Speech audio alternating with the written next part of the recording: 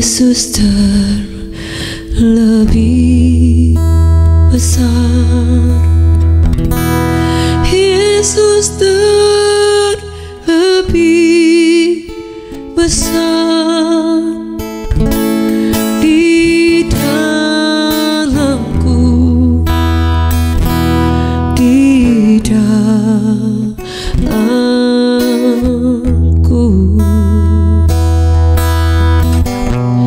Yesus terlebih besar, Yesus terlebih besar di dalamku selama-lamanya. Makasih Tuhan, kami tahu Kau lebih besar. Kami mau bersyukur kepada-Mu Tuhan. Terima kasih Tuhan. Sama-sama katakan, Yesus terlebih besar, Yesus terlebih besar di dalamku, di dalamku.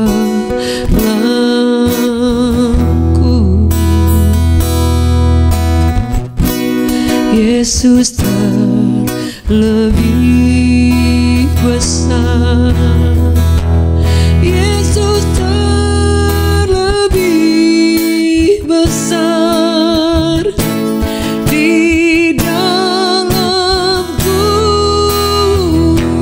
selama-lamanya.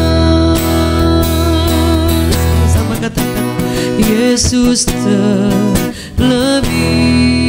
besar, Yesus terlebih besar di dalamku, di dalamku.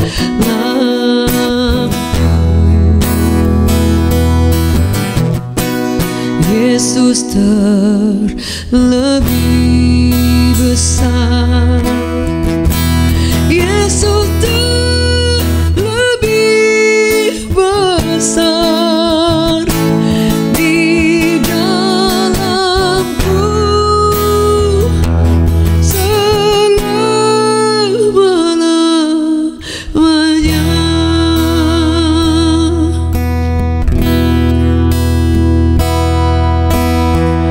Kami tahu Engkau lebih besar dari semuanya Tuhan. Engkau lebih besar dari segala sesuatu Tuhan. Karena kami punya Bapa yang sangat luar biasa Tuhan. Makasih Tuhan. Makasih. Makasih Tuhan. Makasih Yesus. Kadang kami melihat masalah kami lebih besar, tapi ternyata Tuhan, Kau lebih besar dari semuanya.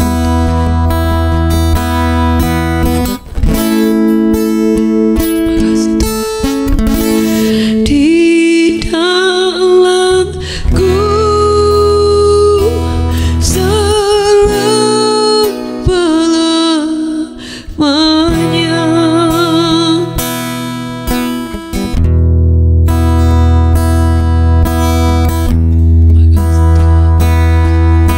Tuhan adalah kekuatanku, bersama Dia ku tak akan goyah. Ku kan terbang tinggi bagai raja wali, melakukan perbuatan yang besar. Tuhan adalah kekuatanku, bersama Dia ku tak akan goyah. Ku kan terbang tinggi bagai raja wali, melakukan perbuatan yang besar. Ku kan terbang tinggi bagai raja wali dan melayang tinggi dalam kemuliaannya. Biar bumi bergoncang dan badai menerpa, ku kan terbang tinggi bersama Dia. Bumi bergoncang dan badai menerpa, ku kan terbang tinggi bersama Dia.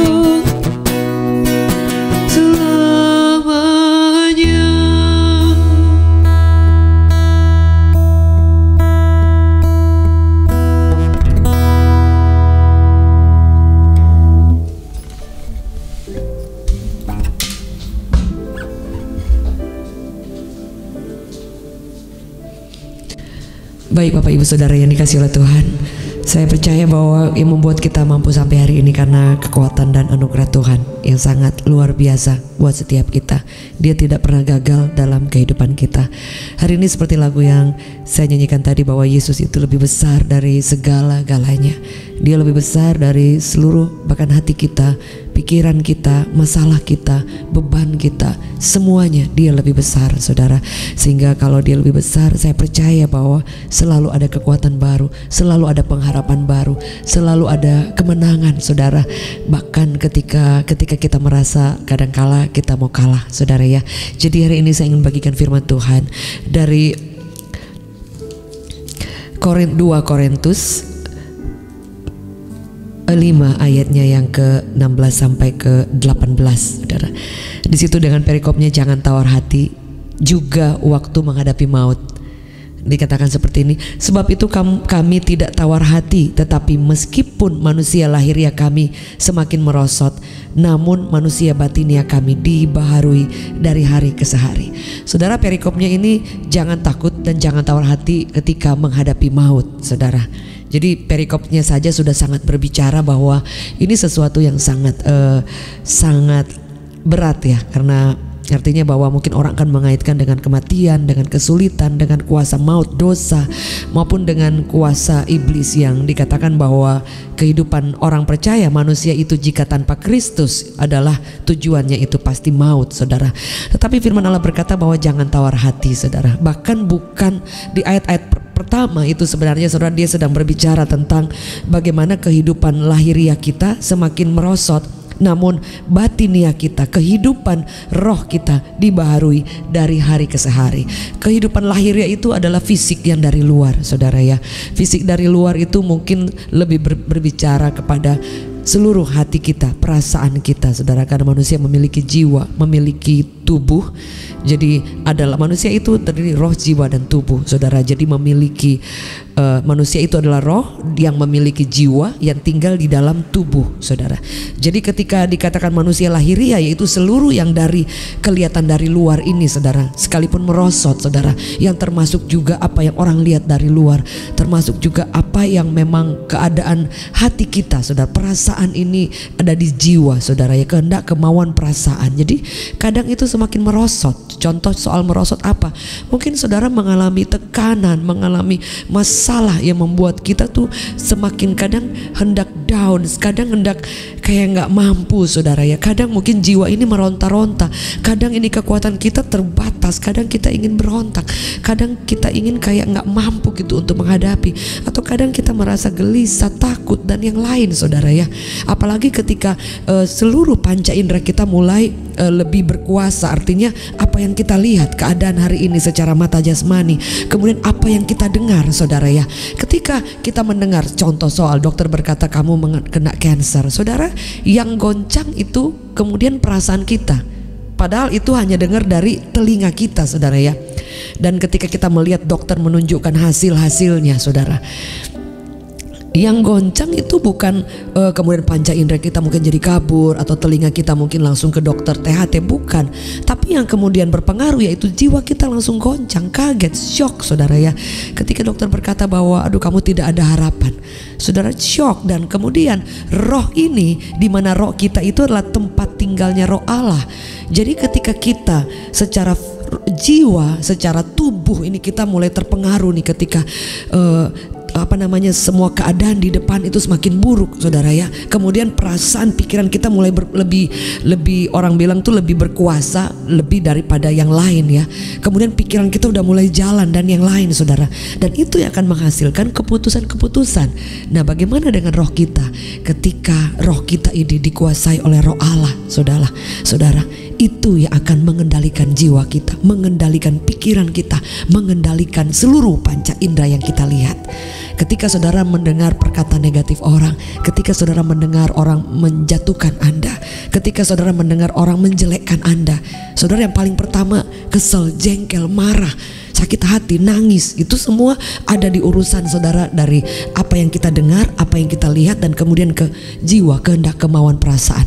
Tapi kita bisa cancel itu semua ketika roh Allah yang kemudian membangkitkan roh kita, kemudian mulai membangkitkan iman kita, pengharapan kita, saudara, mulai menguasai jiwa kita dan menguasai tubuh kita, seluruh panca indera kita, saudara, bahkan keputusan-keputusan kita, saudara, ya. Betul kan? Dari pikiran, dari hati kita, kemudian kita bisa melangkah. Contoh soal, saudara, misalnya saudara ingin ke kantor, tapi kalau saudara, aduh saya malas, nggak mau, saudara, itu ada di perasaan. Tapi itu bisa mengendalikan langkah saudara, bisa mengendalikan saudara bisa cancel untuk hari ini ke kantor, atau hari ini saudara bekerja, atau hari ini saudara mau melakukan sesuatu.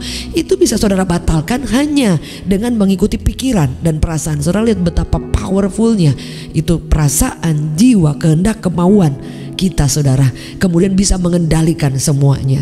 Ketika saudara harus mengambil keputusan yang yang benar nih, sesuai firman, tapi kemudian perasaan kita, kehendak kita, kemauan kita tidak mau, saudara. Nah, itu yang mengendalikan kemudian kita mengambil keputusan atau tidak, melangkah atau tidak, saudara. Jadi semuanya itu ada tergantung di kehendak, kemauan, perasaan kita, hati kita yang paling dalam. Tetapi kita bisa kendalikan ketika roh Allah kita izinkan bekerja. Sebab itu apa firman Tuhan katakan, saudara? Sebab itu kami tidak tawar hati, saudara. Jadi apa yang kita lihat, apa yang kita dengar mempengaruhi jiwa, hati, dan kehendak, kemauan, perasaan kita.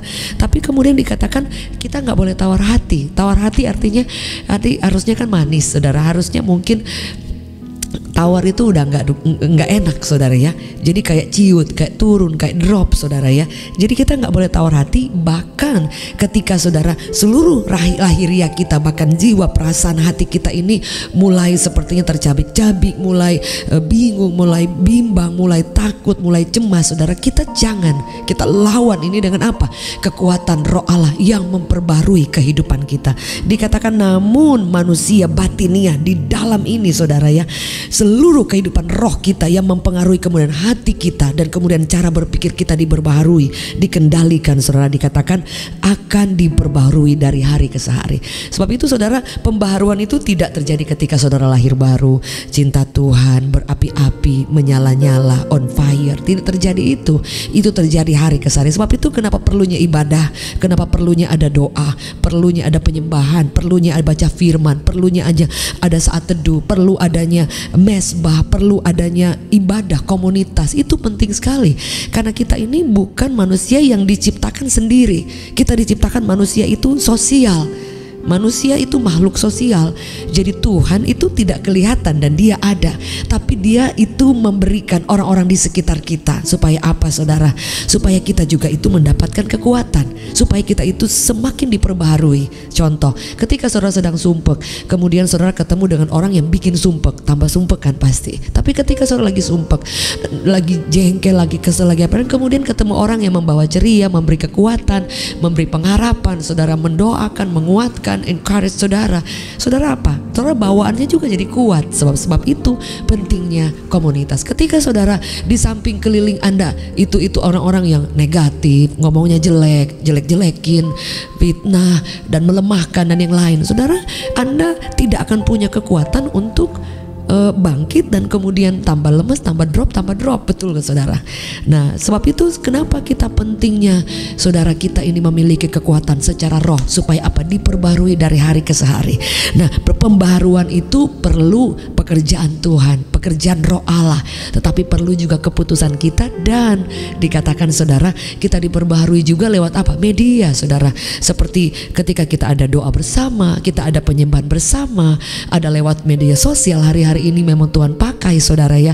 Ada juga komunitas yang Tuhan pakai dalam gereja. Saudara, itu tidak bisa kita saudara kuat sendiri. Saya tidak kuat sendiri. Saya tidak mampu saudara ya. Ada di masa-masa saya tidak mampu, tidak tahu harus menghadapi apa, bagaimana. Saya akan bertanya, saya akan meminta advice, meminta saran dari orang. Kemudian oh iya ya, padahal mungkin saya bisa mengambil keputusan sendiri. Tetapi jika ada pertimbangan dari beberapa orang, ada nasihat dari beberapa orang, ada mungkin pandangan-pandangan yang lain dari orang yang lain, saya akan lebih memiliki yang saya katakan Tuhan memberi hikmat secara pribadi, tapi kadang juga Tuhan bisa pakai orang-orang di sekeliling saudara. Sebab itu yang paling pertama, jangan tawar hati, dan kedua, bangun manusia roh kita supaya bisa mengendalikan jiwa, mengendalikan seluruh tubuh kita, panca indera, bahkan bisa menolong kita mengambil keputusan seperti yang Tuhan mau ketika roh kita, hidup kita diperbaharui hari lepas hari, setiap hari loh saudara. Nah, pentingnya itu yang Tuhan pakai media, yaitu ketika kita punya jam waktu untuk berdoa, punya persekutuan dengan orang percaya saudara, karena itu akan menguatkan satu dengan yang lain. Dan firman Allah berkata seperti ini, ayat seterusnya, sebab penderitaan ringan yang sekarang ini mengerjakan bagi kami kemuliaan kekal yang melebihi segala-galanya, jauh lebih besar daripada penderitaan kami. Saudara, Paulus berani berkata bahwa penderitaan ringan saudara, padahal mungkin berat. Jadi artinya cara pandang itu menolong kita saudara, untuk kita bisa melihat segala sesuatu ini harusnya berat jadi ringan saudara ya. Kalau mungkin dia katakan oh penderitaan yang berat banget, kita juga langsung down ya. Tapi saudara, ini adalah selalu kata-kata iman yang ditulis saudara, bahwa penderitaan itu, menderita kan gak enak, sengsara, nelongso itu ya, kecewa, sakit hati, apapun itu namanya menderita saudara ya. Suffering itu gak enak banget, tapi dia memberikan kata-kata iman, kata penghiburan di awalnya itu ringan saudara, karena memang firman Allah berkata dalam Matius, aku memberikan kepadamu beban yang ringan. Jadi kalau berat, berarti itu bukan dari Tuhan saudara, karena kita tidak memikulnya sendiri. Kita kasih ke Tuhan dan dia mulai pisahkan, ini nggak perlu, ini kamu nggak perlu pikul, ini bagian aku, kamu pikul yang ringan ini. Nah, masalahnya kadang bukan bagian kita pikul saudara. Apa yang menjadi bagian Tuhan kasih ke Tuhan, yang bagian kita itu yang kita pikul. Apa bagian kita? Hadapi kenyataan, hadapi masalah, hadapi badai, dan tidak akan dikalahkan ketika kita tahu bahwa semua penderitaan ini di tangan Tuhan itu ringan, karena dia beri kekuatan kepada kita saudara. Dan dikatakan bahwa penderitaan itu mengerjakan kemuliaan. yang lebih besar. Itu yang harus kita percayai. Saya dari dulu mengalami penderitaan, mengalami masa-masa yang sulit, dan itu bukan cuma dari dulu. Kayaknya perjalanan iman saya tuh banyak kali mengalami seperti itu. Tapi ternyata begitu saya lewatin, ternyata ada banyak hal yang saya tidak mengerti dulu, saya mulai mengerti hari ini. Jadi kan saudara, firman Allah berkata bahwa kita jangan pernah berpikir bahwa Tuhan itu memiliki rencana yang jahat kepada kita, saudara. Kalau kita berpikir Tuhan memiliki rencana yang jahat, ya kita hanya berhenti ketika kita menderita, tapi kita tidak melihat kemuliaan Allah yang besar yang Tuhan siapkan buat setiap kita. Nah, apa yang diperlukan? Kesabaran. Apa yang diperlukan? Saudara, kita harus panjang sabar, long suffering. Makanya saudara, panjang sabar itu artinya ada unsur menderitanya. Long, panjang, penderitaan yang panjang, saudara. Tapi Tuhan itu, dia tidak pernah berjanji dan kemudian dia tidak menggenapinya. Yang setuju boleh katakan amin, saudara. Jadi apa yang kita hadapi hari ini adalah sesuatu yang firman Allah katakan itu kecil. Di tangan Tuhan itu kecil. Dalam pemandangan Tuhan itu dia katakan ringan. Tetapi yang ringan ini mengerjakan pekerjaan-pekerjaan yang luar biasa. Asal apa, saudara? Asal kita ini tidak menyerah di tengah jalan. Saudara, ini kabur sebenarnya. Jadi saudara, kaburnya saya kurang bisa membaca dengan benar ini sebenarnya, saudara ya. Tapi puji Tuhan. Jadi intinya saudara, jadi memang mesti pakai kacamata ya.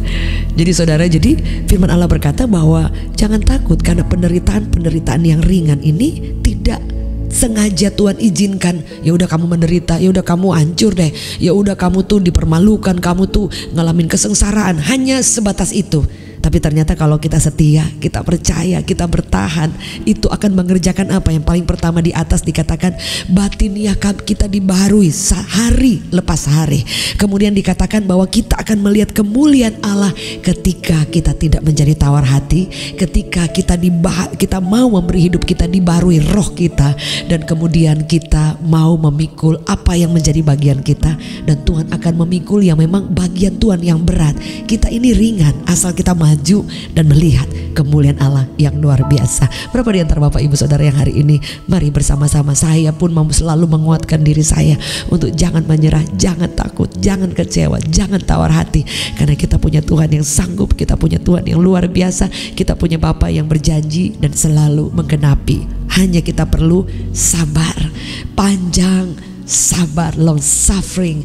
Jadi bertahan, maju, jangan menyerah, jangan kecewa. Ada kemuliaan Allah yang sedang dikerjakan di balik penderitaan yang ringan, kata Tuhan. Mari angkat tangan kita di hadapan Tuhan. Bapa, kami perlu Engkau, kami tidak mampu tanpa Engkau, kami tidak sanggup tanpa Engkau. Hamba berdoa, kami sepakat berdoa, anugerahkan kekuatan yang baru, kekuatan penuh buat kami, supaya kami boleh menjadi pribadi yang kuat, tidak gampang tawar hati, tapi memiliki kekuatan baru untuk mau dibaharui setiap hari.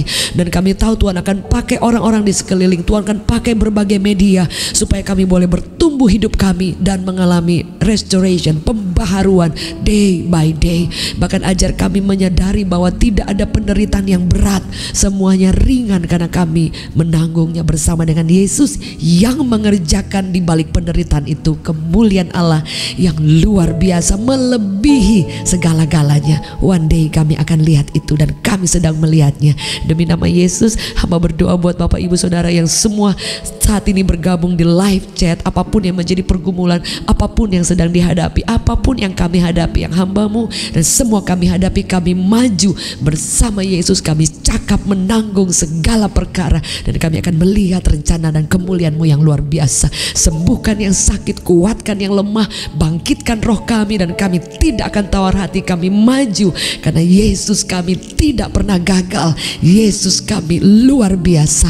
Penyertaan berkat-Mu turun buat setiap kami sepanjang hari ini. Indonesia diberkati, gereja Tuhan dipulihkan, kebangkitan iman, kebangkitan rohani terjadi, dan penyertaan-Mu atas setiap keluarga kami, orang-orang yang kami kasih, pekerjaan kami, usaha kami, pergumulan kami, semuanya kami serahkan ke dalam tangan Tuhan yang sudah memberikan kemenangan. Terima kasih Tuhan. Mari angkat Bapak Ibu tangan kita di hadapan Tuhan, biar Tuhan mengkedangkan tangan-Mu, dan Tuhan biar Engkau yang mengedangkan tangan-Mu Bapa dan memberkati setiap kami, Berkatilah hidup kami, keluarga kami, pekerjaan kami, apapun yang kami kerjakan. Terima berkat dari Bapa, penyertaan daripada Tuhan Yesus, dan pimpinan Roh Kudus menyertai kita hari lepas hari, mengalami pembaharuan dan kemenangan, kemuliaan yang luar biasa demi nama Yesus. Yang percaya katakan amin. Amin, amin. Thank you Bapak Ibu untuk semua kebersamaannya. Dan Bapak Ibu yang rindu untuk konseling atau mengirimkan beban doa, saudara boleh mengirimkan ke chat WhatsApp yang sudah tertera. Dan Anda yang mengalami pertolongan Tuhan lewat tayangan online Berkat Pagi, Healing Worship, Family Sunday, Reward Family, Anda boleh mengirimkan lewat WhatsApp, dan kami akan membagikan kepada Bapak Ibu yang lain supaya banyak orang yang akan dikuatkan lagi. Saudara, saya mendengar banyak kesaksian pertolongan Tuhan. Yesus kita luar biasa. Terima kasih untuk like-nya, juga untuk subscribe-nya bagi yang baru pertama kali, dan juga untuk bantuan share link ini kepada orang-orang yang Anda boleh memberkatinya. Terima kasih, maju terus, sampai bertemu besok dalam hadirat Tuhan. God bless you.